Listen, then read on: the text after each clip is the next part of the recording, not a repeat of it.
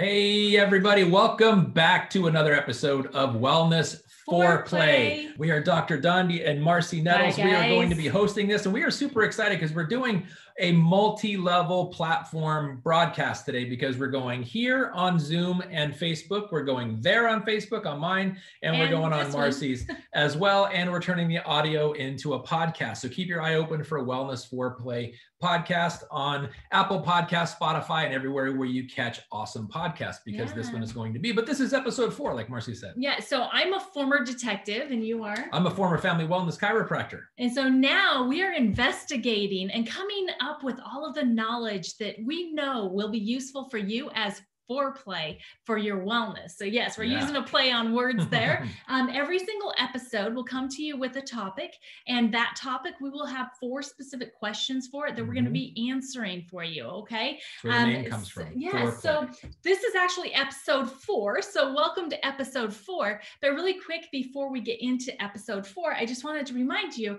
that episode 3 was all about gut health basics. Part 1. And we shared with you how you could actually go and determine whether or not you had great gut health. So if you did that, congratulations. Yes. Would love to know what your number is, if you're willing to share, but it's important to know where you're starting, right? So here in episode 4, we want to talk all about how nutrition and lifestyle can affect your gut health. So that's what the topic is. The topic today, part 2. Yeah, so we're excited about it. Are you guys excited?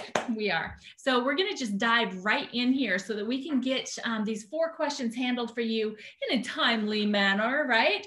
So the first question, and actually first let's run through the questions that we're going to be asking, and then we'll go back to the first.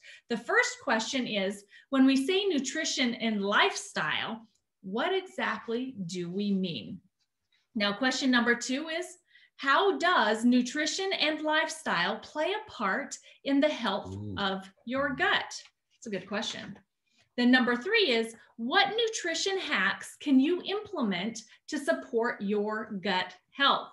Good question. Right. And then number 4 question, this is, what are some healthy habits that can promote your gut health? So we're going to address all 4 of those questions for you today. Before we get started, guys, keep in mind that foreplay is always better when you're with someone else, right? So please share this with an audience like you guys. Yeah, make sure that you are subscribed to us on all the different platforms, as well as sharing this out to all those people that you know and care about. Because guess what? Every single one of them's got a gut, and they need to make sure that they know how they can take best care of it. So you ready for question number 1? I am ready. Let's hit it. All right. So when we say nutrition and lifestyle, what exactly do we mean? So I'm going to cover a couple bullet points, and then we're going to talk about it. So first is, nutrition is about eating a healthy and balanced diet. Food and drink provide the energy and nutrients you need to be healthy. It's what your gut needs to do its job. And then these foods and liquids need to be digested properly for our bodies to receive the nutrients needed to be strong. So that's the first part about nutrition. So anything that just really nutrition. And we want to keep this really super simple, because one of the things when you are DIYers, like we hope all of you are, when you're seeking out your own information and you use whatever sources, whether it's podcasts and episodes like videos like we're doing now, whether you read books, whether you read blogs, whether you buy magazines, whether you watch news programs, whatever the case may be, sometimes it can be confusing. Sometimes it can be super complicated, and sometimes it can actually be contradictory, which is leaving you kind of don't know where to go with it. So we want to keep this basic and simple and give you bite-size, hence bite-size. That was deliberate. That was accidental, but deliberate. Well, I'll take credit for that. Pieces of information to help empower you to be self-sufficient with your health. So nutrition and lifestyle, basically nutrition is what you put in your pie hole. Remember, I called it from the pie hole to the bung hole. That's your gut health from the last episode, episode 3. Sorry if that is offensive to anybody. It's just legitimately like what she said, from the mouth to the anus. That was another way of describing it. That was a good way. Yeah, for sure. So it's what you put in your mouth, and lifestyle is how you live your life. Yeah. And what you put in your mouth, you're asking your body to literally recreate you with cell by cell, and how you live in your life is going to determine how long it lasts. So they're very important parts of primarily health and wellness overall, but specifically gut health. Yeah. So some of the things that can go into your lifestyle, it can be determined a lot by who you are as a person, who your Yeah. family is, what culture you may belong to, and What things was that on you, your menu? yeah, right, what you grew up with and what is normal for you now. So lifestyle is a way in which an individual or a group of people live. So that culture thing, but it's also has to, it's not just food. Your lifestyle has to do with your sleep patterns, Habits. has to do with activities you participate in, interactions, who you're around, what type of people that you're hanging out with, and how you have learned to respond. Oh, yeah. Right. So emotional response is a big part of your lifestyle. And all of those things I just mentioned go into and play a part of your gut health. Okay, so that's the answer to question number 1. Are you ready for question number 2? Bring it on. Bring it, baby. How does nutrition and lifestyle play a part in the health of your gut? Guys, this is huge, okay? Like Dondi said, what you eat, you become, right? Just like the people that you're around, you become, you know, the sum of the 5 that you hang out with the most, right? So when we're talking about this and how it plays a part in the health of your gut, the foods and drink that we choose to eat directly affect the bacteria, good and bad, in our guts. If our gut is out of balance, our bodies respond poorly. You know, think about this as an example, okay? What if you go and you get low-grade fuel and you put it into your high-performance vehicle? What kind of response or performance are you going to get out of that vehicle? Yeah. Probably you wouldn't do it, right? Crappy, right? You wouldn't even consider People wouldn't it. do that. You don't put low-grade fuel in a high-performance car. Yeah, you wouldn't even consider it. And so my direct question to you, yes, do you know your body is your high-performance vehicle, and it's the only one you'll ever get? You may be able to go and buy another high-performance car, but you'll never get another high-performance body. So, you know, that's one of the reasons and why you really got to focus on your overall health and how you're feeding yourself. Think about it this way. When your body runs out, where are you going to live? 6 feet under. No, not by choice. No. Yeah. Take care of it while we're here. This is really we want to just make it super, super simple and basic. Yeah. Basic building blocks of awareness and understanding of how important this body we live in truly is. Yeah. So health is critically important. So what are your goals and your dreams? Do you want to perform and you want to accomplish and achieve your grandest dreams that you can come up with? If so, you've got to make sure that you're taking care of the vehicle that's going to take you there. Yeah. Right? Yeah. All right. So the next one is lifestyle habits, such as poor or fluctuating sleep patterns, packaged or fast food, and I would even say using microwaves. Oh, truly. Yeah. Yeah. High stress environments, drinking liquids other than water. We've talked about that before, right? High sugar diets, eating more meat than fresh fruits and veggies, and so many more things, et cetera, et cetera, et cetera, can all work against a healthy gut. Yeah. I want to go on the previous bullet point. I wanted to kind of share a story with you guys. When I was a student in chiropractic college, I had this amazing thing happen to me that I thought was just completely obscure. Never saw it coming, didn't understand, but then I truly got the lesson how magnificent the body is. And the scenarios, I'm not going to mention her name, but I had a patient that came in. I was in the last year of my, so call it the chiropractic residency. I was about to graduate. I was getting all of my credits, seeing actual patients. And this one gal came in, and since she was little, since she was like 8, 9 years old, she had been in beauty pageants, but she had a tendency to be big boned, as she would call it. So right before, like 6 to 8 weeks out from a beauty pageant, she would go on a diet of, get this, saltine crackers and Diet Pepsi. That's it. No water, no food other than saltine crackers and Diet Pepsi for 6 to 8 weeks. Now, I didn't know this. She told me her history, and as I was rendering care to her and feeling her body and figuring out where to adjust her, I started noticing as she was losing weight, she told me she was getting ready for a beauty pageant, her muscles started to feel very, very different. And I asked her, I said, what are you doing? What are you eating? What are you not eating? What are you doing to lose this weight? And why are you so tense all the time? And she told me, well, I'm on my beauty pageant diet. And I was like, well, what is that? And she said, Diet Pepsi, and saltine crackers. I mean, that's it.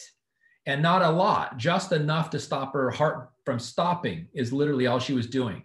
And I said, well, how long do you plan on doing this? And she goes, like another 6 weeks, because the pageant is like 6 weeks away. Wow. And I was like, I would advise you not to do that. She goes, that's all I've ever done. I appreciate it, but I'm not going to accept your, and I was just like, wow. So she continued to come in once a week.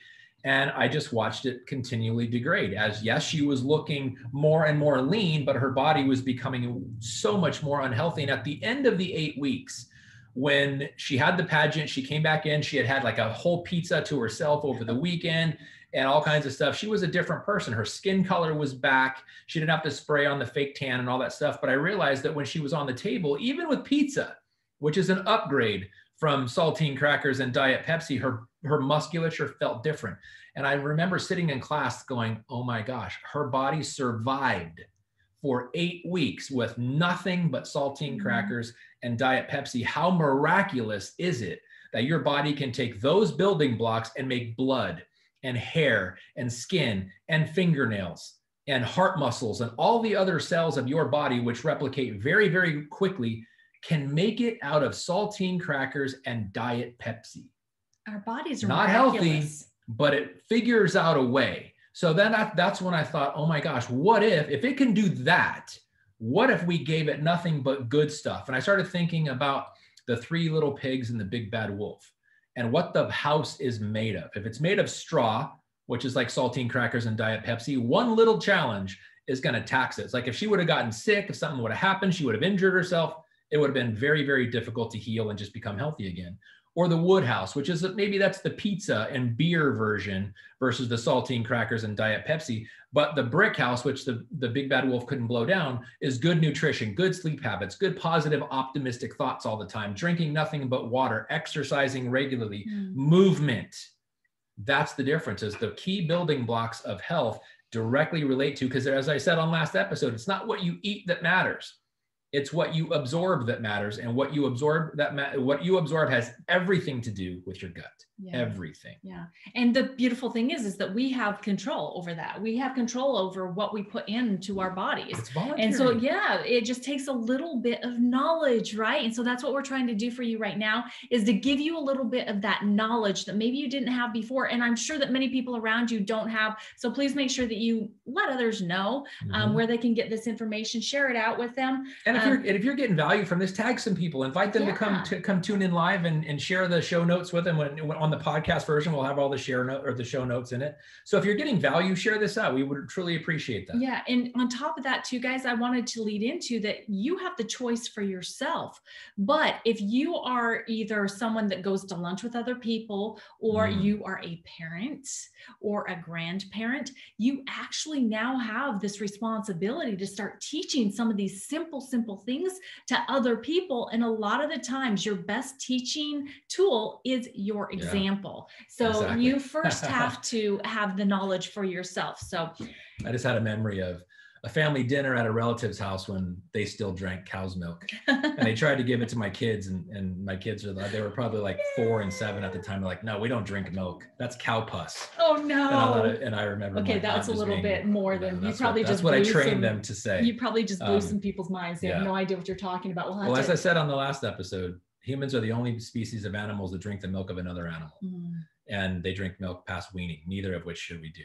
But anyway. There's some great alternatives out there, and we can totally talk about that on another episode. Ready for question 3? Bring it, baby. All right, question you guys 3. ready? Here we go. Question 3 is, what nutrition hacks can you implement to support your gut health? Now, remember, today we're talking all about nutrition and lifestyle. Our next episode 5, is going to be all about supplements and support for a healthy gut. Okay. So again, this question, what nutrition hacks can you implement to support your gut health? All right. So avoid processed food, up your water intake, and reduce sugar. Yeah. I'd say fast food too. Avoid fast food. Oh yeah. That's in here somewhere. I'm sure I've got this in here somewhere. So you want to shop the walls, not the aisles of your supermarket. That's a huge thing. Because the walls, meaning all the walls, inside walls of the store, are going to be the fresh stuff, the perishable stuff, which is the good nutrition you want. The stuff in the middle is the stuff that has preservatives, it's packaged, it's dried, it's calorie dense and nutrition poor. And so shop the walls and avoid the aisles as much as possible. Yeah, you may have to venture in there every once in a while to find your good nuts, your beans, your different stuff that you need to. You are a good nut. Crazy one, but he's a good nut, guys. But all right, off topic, back on. But every once in a while, you might have to venture into the center of the store, but don't spend your life there. You want to be getting the fresh fruits and vegetables. And guess where those are? On the outside. How about the lean meats, the fishes? Where are those? On the outside, right? And flowers for your loved ones on the outside. Quick tangent on fish. As often as possible, buy wild or line caught fish, and try to avoid at all costs farm-raised fish, because farm-raised fish eat things that fish would never eat in the wild, like cow byproducts and pellets.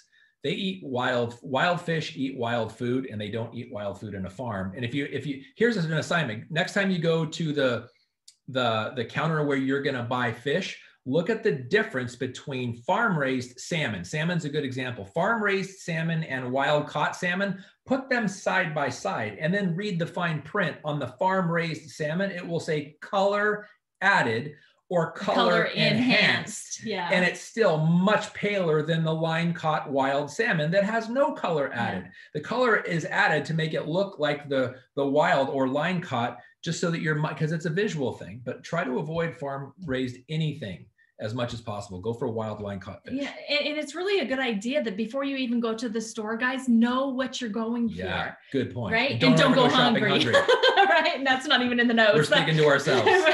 We're so bad. Yeah. So how can people really know what they should be looking for themselves? Because we're not the same person, right? Yes. And I actually brought a prop today. One of my favorite books called Eat Right for Your Type. We're on the 4 theme. So four types of blood that we're going to talk about in there. So you have O blood, O blood, A blood, B blood, AB blood.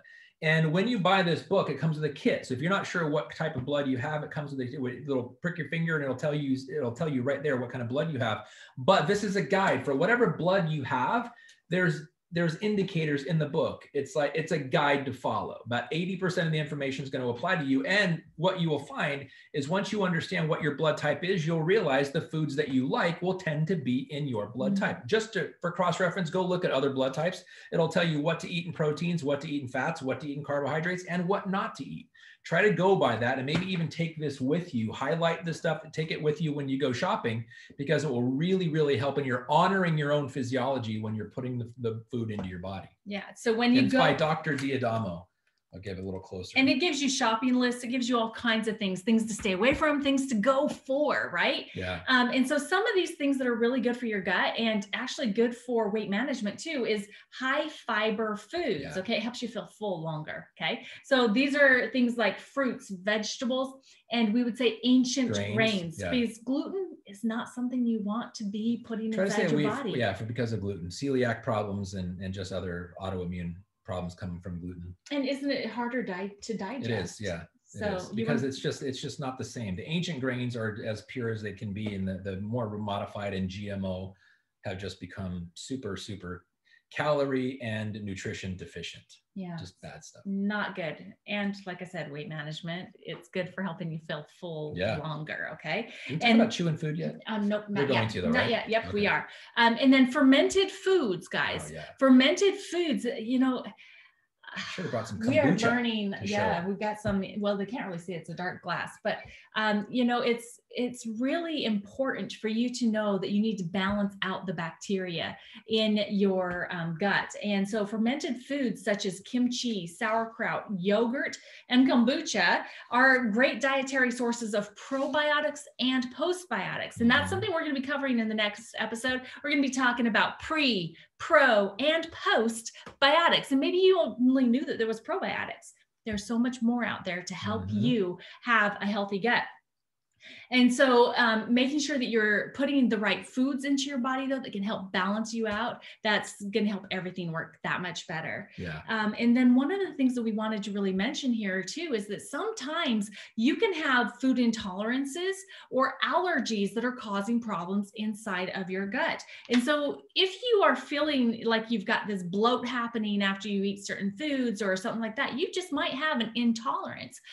So you might want to consider eliminating some of the most known culprits. And the top 3 is that you could start with is dairy. Dairy is one of those. Gluten is the second one. Sugar's high up there, but guess what, guys? Caffeine. You just might want to try doing some elimination tests on taking it out of your diet for a while, see if you feel better before bringing it back in, because it just might be causing your gut issues. Okay. And by the way, in the show notes, if you go find us on YouTube, because we upload this to YouTube, we put all the show notes into the comment section there. We're also going to have some hyperlinks there for you where you're going to be able to see a list, an amazing list. I think there's 22 high fiber foods on this list. And then fermented foods, it gives you a great list of different fermented foods that you can eat. And then for this last one on the food intolerances and allergies, there's going to be a hyperlink there that you can go and you can see the 8 most common food intolerance or foods that create an intolerance or allergy with people. So you'll be able to check that all out. So make sure you go find us on YouTube there. Your body's giving you a signal that this isn't probably what you should be eating. Your body knows. Give it credit. Yeah. And again, then episode 5, we're going to be covering all about supplements and support for a healthy gut. So I want to go back to when you were talking about dairy, why dairy is one of the trigger foods, and because if you think about it, I just alluded to this previously. If you look at human beings, we are mammals. And and I want you to pay attention to wild mammals. So I was on in a biohacking room on Clubhouse yesterday, and we were talking about our number 1 biohack. And my number 1 biohack is to observe nature, wild nature. What do mammals do in nature? They drink only water. Human beings are the only mammals that drink things other than water. No other animal does that, except animals and humans control. And then the other is their sleep cycles are different. Mark, we talked about sleep cycles, but the key thing here is about a mammal when it's weaned. A mammal gets milk from its mother up to a certain point. And that's when it starts eating real food. It stops nursing from its mother. Human beings defy that. We continue to drink milk, but here's the interesting point. We don't drink milk from our own species. We drink milk from another animal. A cow primarily, or goats. And I remember when I was in practice having this conversation with a woman who was just completely objecting to me. And I said, let me ask you a question. Would you put human breast milk on your cereal in the morning, which was her breakfast of choice? And she goes, oh no, that's gross. But you would put cow breast milk on your cereal and that's not gross. Okay, makes perfect sense to me, not. That's how long it was. I remember thinking Borat when I was having this conversation with her. Man, that was a weird memory recall. But the reality of it is that lactose intolerance is a big thing.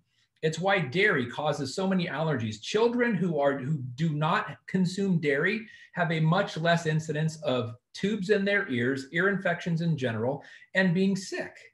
Because they're not defying their own biology by drinking the milk of another animal past the weaning process. So I'm not preaching here about milk is bad. I'm preaching here that common sense is good and honoring nature is good. And if we can honor nature by just living up to our own physiology, dairy is milk, cow's milk, and things made with cow's milk. Mm-hmm. And it's because we're eating it or consuming it. And now I love cheese. I'll be the first one to tell you I love cheese. That's my one vice. Moderation. In the dairy category, but for the most part, no, because it's not something our body needs. We don't have the enzyme lactase to break down lactose because we stopped needing that when we were babies. And you know what, guys, before we lose some of you, because we know that is like something you maybe have never heard before in your whole entire life, just know that I came from that exact same place. And when you were younger, what about ice cream? Yeah. I mean, when you were younger, you used to drink milk when you were a child, every night, right? But that was before you became educated and aware, right? And that's the same with me. Clear up until before I met met this guy right here, I was a milk drinker. I was going for my ice cream. I loved my cheese on everything. I just went dairy, dairy, dairy, right? My grandparents owned a dairy when I was a child. So yeah, we made our own butter. We did all kinds of stuff. But, that's the thing about knowledge and opening your mind to different thought processes, because you do not have to live in a life where you've just done or you're doing what you've always done. Okay. Mm-hmm. Because what you've always done has gotten you to where you are right now. But if you want to be better and feel the best that you can possibly have the best optimal wellness, then now's the time. Snap out of it. Snap out of it. It's time to learn, and it's time to do something different. And dairy just might be your first thing, right? All right, so let's go on to question number 4, okay? Okay, let's do it. So question number 4, what are some healthy habits that can promote your gut health? We've kind of covered some of them already, right? But we want to just really kind of hit on them again. So the first one is sleep. Oh, yeah. Guys, this is so very important, and that is something that is being stolen from most of us on a daily basis, is our sleep. So early to bed, early to rise, on a schedule daily, as close to regular as possible. Okay. Now, part of the keywords there was schedule. All right. What do you do to make sure that you get the things that are important to you done every single day? You schedule it, right? Mm-hmm. You schedule it into your calendar, whether you've got a hard calendar that's on your desk or you carry around with it's the one that's in your device, on your phone or in your computer. You schedule those things that are important that you want to make sure you absolutely get done. Well, I would highly suggest that until it becomes a habit, that you start scheduling in your sleep, and also the proper behaviors around your sleep, which we'll do a whole episode on sleep too. Mm-hmm. But if you can schedule in, first of all, identifying what your optimal time is. For me, I need 8 hours. I need 8 hours of sleep. And when I don't get it, I know it. And so does he and everybody else that's around me, right? And so really identify what is your prime amount of sleep. I know. He's smart. He's a smart man. And then schedule it into your calendar. Find out how you can get that amount of sleep in one consecutive time period in your calendar. Okay. And then you've got to start thinking about the things that you need to shut down prior to that, like your phones, blue light blockers. Make sure that your room's cool enough. And like I said, we'll do a whole nother episode on sleep, but those are just some ideas, because it's really important to try to get the same amount of sleep each and every day. We know that life things can sometimes interrupt that, but making it a priority and scheduling it into your calendar is really important. And this kind of goes back to about nature, animals and nature. So keep in mind, humans are what we call diurnal. You may not be familiar with that term. You're probably more familiar with nocturnal, which is an animal that's awake during the night and sleeps during the day, like an owl or a coyote or something like that. Humans are not that. We are diurnal, meaning we are awake during the day, we sleep at night. So when the sun goes down, when you're camping, isn't it interesting how you start yawning? Because when you're camping, you're out in nature, your body's in tune with the rhythms of the moon and the rhythms of the sun. But we have artificial light. We have electricity that will deprive our brain of knowing that the sun went down. Sometimes we can't even see it because we're too far away from windows and we've got natural or unnatural light everywhere. Honor your body as it tries to honor its own physiology. So try to go to bed as quickly as you can after the sun goes down. Now in the fall and winter times, that may be not practical, but try to honor it as much as possible and watch the dividends it will pay. And I wrote down a note here, thesleepdoctor.com. We'll talk more about him when we go into the sleep episode. But the sleepdoctor.com is a website you should probably look at. There's a free analysis on there. Dr. Bruce is the guy's name. The Sleep Doctor, unbelievable information. And by the way, we went above and beyond on our bullet points here for giving you these hacks, things that you can do. Just don't think that you have to jump into every single one of them at one time. Pick one thing from every episode and implement it. Pick something and just implement that. So the next one is here. Take time to chew your food and eat slowly, right? We do. I have a hard time with that, but it's something I have to focus on constantly. But guys, the benefits far outweigh the battle, okay? The benefits for digestion and for weight management, if you can get yourself to where you chew your food well enough and you eat slow, first of all, it's going to help break down your food to where your body can actually digest and process it properly. So you're getting all of the nutritious, enzymes that you need from that. But on top of it, the slower you eat, the sooner your body's signal that will indicate that you're full will flip into action. Yeah. And so you'll feel full and you won't eat as much if you eat slower. Right. And you chew your food better. So look at the numbers. 32 minimum chews per bite, 50 or 32 to 50, whatever you're chewing, whether you're something more dense like a steak or a piece of, say, marlin fish or something like that, it's going to be really dense.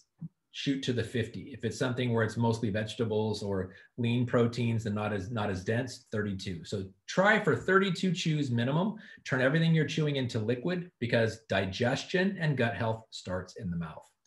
So good. All right. Now the next one is time restricted eating. Time restricted eating. Yes, it's amazing. You may notice some people will call it intermittent fasting. Mm-hmm. Intermittent fasting it's actually more categorized, or accurately categorized, when you have an eating window. Like ours is 7 p.m. to 11 a.m. no food. 11 a.m. is our first meal, usually a smoothie. And then 7 p.m. is our last meal. So that 8-hour window we eat, but the 16-hour window after that, we don't. That's called time restricted eating. Sometimes people call it intermittent fasting, because it's intermittent, your patterns are intermittent, and you are fasting, but it's more accurately time restricted eating. But it's amazing because your body goes into starvation mode during those 16 hours, and it gives your liver a time to rest because you're not getting any fat. And your liver metabolizes fat and metabolizes everything that you eat. When you give it a rest, it survives longer, it thrives in the situation. But if we eat late and we eat early and we're eating grazing all day long, horrible for our body and our gut health. Yeah, not good there. Okay, so the next one. The next one is, it's a big one. What is it? It is a big one.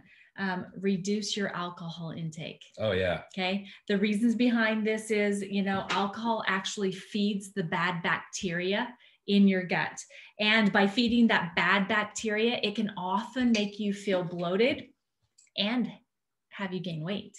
So if you are having issues like after you have a drink or two on the weekend, whatever, and you're feeling bloated, or you see yourself adding some pounds, it very well could be we could do a little detective work and figure it out.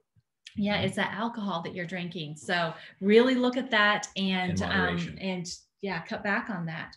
All right. So the last one we have here is lower your stress levels. If you can't remove stressful situations or people from your life, you've got to find ways to counteract the effects, such as healthy hobbies, exercise, meditation, breathing exercises. And I'm sure that you guys could come up with so many different things that either bring a smile to your face, raise your endorphins, which is good things, right? And all these things that we can do and surround yourself with good people, right? Because negativity breeds negativity, and negativity is stressful, and stress creates disease processes. It sure does. It's not good. It's proven scientific fact. Optimists live longer than pessimists. Yeah. So those are really, some amazing tips for you guys for being able to hack your nutrition, to be able to hack your lifestyle. Find yourself a group of happy people and start doing things together, and maybe even going to lunch, choosing good foods that are going to help support your healthy gut processes.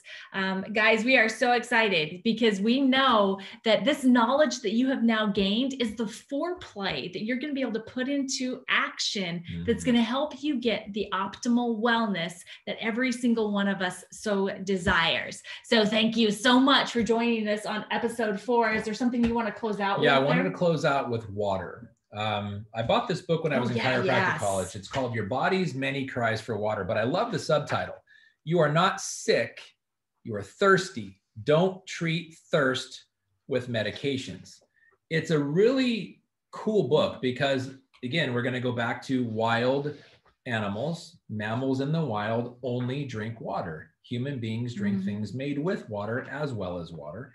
And I'm not saying don't drink tea, don't drink coffee, don't drink other things made with water. Just drink enough water for your body to thrive. 70 to 80 ounces of water, ideally, for every 100 pounds of body weight. But it's your body's many cries for water is amazing. I'm going to just give yourself, maybe do your own little test, do your own party of one or scientific experiment of one and go 1 week with 70 to 80 ounces of water for every 100 pounds of body weight that you have, and drink nothing else. Maybe do it during spring break or something, because if you're a daily coffee drinker, it's going to throw you into a tailspin probably by that first afternoon. But don't drink anything made with water, just water for a week, and 70 to 80 ounces of water for every 100 pounds of body weight. Expect to go to the bathroom about every half hour, maybe sooner, as your body's acclimating to it. And just give it 1 week, 7 days. If you take that 7-day no water or 7-day nothing but water challenge, I guarantee you will notice at least one thing.